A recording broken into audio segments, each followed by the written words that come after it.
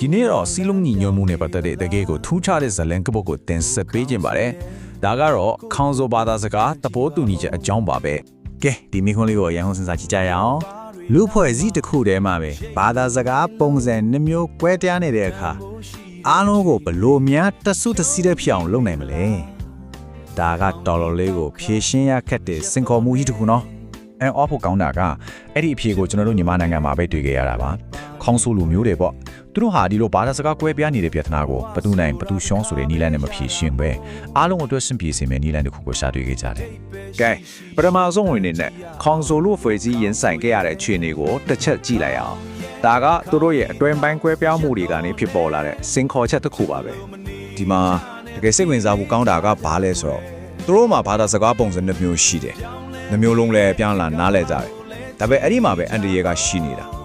ာဒီလိုကွဲပြားမှုလေးတွေကနေတပြေးပြေးနဲ့လူအကွဲစီတစ်ခုလုံးအစိတ်စိတ်အမွားမွားပြိုကွဲသွားနိုင်တဲ့အခြေအနေမျိုးဖြစ်နေခဲ့တာပါကဲဆိုတော့ဒီတော့ဘောတူညီချက်ရဲ့နောက်ွယ်ကလူတွေအတိကစကောင်တွေပေါ့ခေါင်းဆိုလူမျိုးတွေအကြောင်းနည်းနည်းလောက်မိတ်ဆက်ပေးခြင်းပါတယ်ခေါင်းဆိုလေးဆိုတာမြန်မာနိုင်ငံမှာချင်းတိုင်းရင်းသားမျိုးနွယ်စုတစ်ခုပါသူတို့ဘာသာစကားလေးရေးထားတဲ့စာပေမရှိပဲနိုးခဏီမျိုးဆက်တစ်ခုပြီးတစ်ခုလက်ဆင့်ကမ်းလာခဲ့ကြတာဆိုတော့အချင်းလေးကြာလာတဲ့မြနေထိုင်တဲ့ဒေတာတွေရွာတွေမတူတော့စကားပြောပုံတွေလည်းနည်းနည်းစီခွေပြားလာတာပေါ့ဒါပေမဲ့တကယ်ရဲ့လက်အပြောင်ကသူတို့ရဲ့ခေါင်းဆောင်တွေရဲ့ဆုံးဖြတ်ချက်ပဲဒီလိုခွေပြားနေလာကိုပြဿနာလို့မမွန်ပဲစီလုံးညီညွတ်မှုအတွက်အခွင့်အလမ်းတစ်ခုဖြစ်ချုပ်မြင်ပြီးအားလုံးစာပွဲဝိုင်းမှာဆွေးနွေးဖို့ဆုံးဖြတ်ခဲ့ကြတယ်အဲ့ဒီလိုဆွေးနွေးမှုတွေနဲ့ပြီးတော့တမိုင်းဝင်တဲ့သဘောတူညီချက်တစ်ခုထွက်ပေါ်လာခဲ့ပါတယ်ဒါကတော့သူတို့လူဖွဲ့အစည်းရဲ့အဖြေ2014ခုနှစ်သဘောတူညီချက်ပါပဲဒီသဘောတူညီချက်ရဲ့အဓိကကျတဲ့မန်တန်ကြီးလေးခုကိုကြည့်လိုက်ရအောင်ပထမဆုံးတစ်ချက်ကတော့ဘာသာစကားပုံစံမျိုးရှိနေတဲ့ဆိုတာကိုအားလုံးကလက်ခံအတိမပြုလိုက်တယ်ဒုတိယအချက်အဲ့ဒီပုံစံတစ်ခုလုံးကိုဘယ်ဟာကပေါ်တာတယ်နားတယ်မရှိပဲတန်းတူတရားဝင်အဖြစ်သတ်မှတ်လိုက်တယ်တတိယအချက်ကအရေးကြီးဆုံးပဲဘာသာစကားပုံစံတွေထက်လူလူတရားလုံးရဲ့စီလုံးညီညွတ်မှုကိုရှေ့တန်းတင်လိုက်တယ်နောက်ဆုံးတစ်ချက်ကတော့သူတို့ရဲ့အဖိုးတန်နဲ့အမွေအနှစ်ထက်တဲ့ဘာသာစကားနဲ့ယဉ်ကျေးမှုကိုအနာဂတ်အတူတူထင်ထင်တော့ကြဘူးပါပဲဒီသဘောတူညီချက်ကိုပို့ပြီးတော့ထူးခြားသွားစေတာကဘာလဲဆိုတော့တက်တဲ့အဖြစ်လက်မှတ်ရေးထိုးခဲ့တဲ့သူတွေပါပဲတစ်ဖက်မှာလူတို့ကလေးစားရတဲ့အကြီးအကဲတွေကယဉ်ကျေးမှုအရာအတိပြုပေးတယ်လို့နောက်တစ်ဖက်မှာလည်းအစိုးရကိုစားလှယ်တွေကတိတ်လားဝင်အတိမပြုပေးခဲ့တယ်ဒီလိုအတိမပြုမှုနှမျိုးပေါင်းစားလိုက်ကဒီစာချုပ်ကိုတကယ်ကိုတမိုင်းဝင်ဖြစ်စေခဲ့တာပါတကယ်တော့ဒီစာချုပ်ရဲ့အထူးကအနှစ်သာရကဒီစကားတစ်ခုမှအကုန်ပါနေတယ်လို့ပြောလို့ရတယ်။ကွဲပြားနေတာဟာအားနည်းချက်မဟုတ်ပဲအားသာချက်တစ်ခုအဖြစ်ရှုမြင်နိုင်ရင်အားလုံးရဲ့စုပေါင်းမှတ်တရုပ်ကိုပို့ပြီးတော့ခိုင်မာစေနိုင်တဲ့ဆိုတာပါပဲ။ကဲဒီလောက်ကောင်းတဲ့ fishing ချက်ကဘလို့ဖြစ်လာတာလဲ။သူ့နောက်ွယ်မှာဘလို့အခြေခံမှုတွေရှိနေလဲဆိုတာလေ့လာကြည့်ရအောင်ပါ။ပထမဆုံးလက်အကြီးဆုံးမူကတော့ကိုယ့်ဂျမာကိုဖန်တီးခွင့်ဒါမှမဟုတ်ကိုယ်ပိုင်ပြဋ္ဌာန်းခွင့်ပေါ့ဆိုလိုတာကဒီဆုံးဖြတ်ချက်ကအပေါ်ကနေချပေးတာမဟုတ်ဘူးအပြင်လူတယောက်ကလာပြီးစီမံခန့်ခွဲပေးတာမျိုးလည်းမဟုတ်ပဲခေါင်းဆိုလူမျိုးတွေကိုယ်တိုင်ကသူတို့အနာဂတ်အတွက်သူတို့ကိုယ်တိုင်ဆုံးဖြတ်ခဲ့တာဖြစ်ပါတယ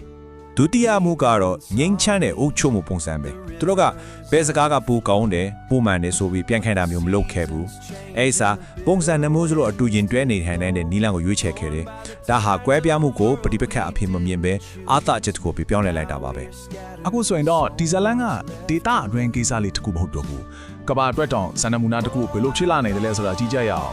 ်ဒီစရာလေးကိုကြည့်လိုက်ရင်ခြားနာတဲ့ကိုတော်တော်လေးရှင်းရှင်းလင်းလင်းမြင်ရမှာပါပုံမှန်ချင်းကမှုတွေမှာစီးမြင့်တွေကိုအဖင်ကနေချမှတ်တယ်အဲဒီကနေပြန်ဆိုင်မှုတွေဖြစ်လာပြီးနောက်ဆုံးမှအကွဲပြဲဒီမဲ့အဆုံးသတ်တတ်တယ်ခေါင်ဆိုတို့ရဲ့ပုံစံကတော့အတွင်းပိုင်းသဘောတူညီချက်နဲ့အတူရင်တွဲနေထိုင်မှုကိုအခြေခံတယ်ဒါကြောင့်ရလက်ကအကွဲပြဲမဟုတ်ပဲအားလုံးကိုလက်ခံနိုင်တဲ့ကွဲပြားစုံလင်မှုဖြစ်လာတာပေါ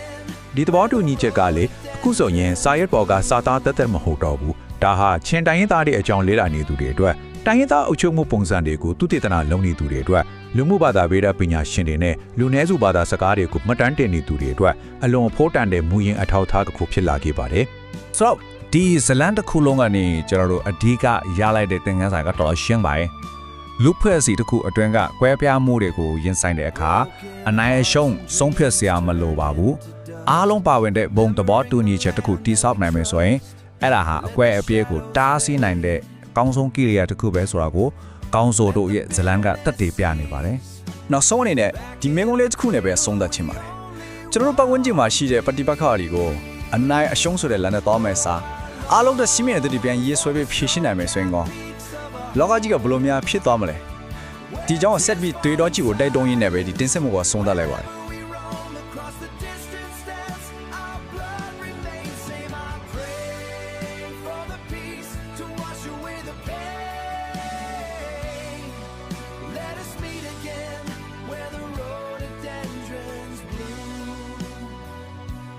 Flow on me, come, flow on through the night until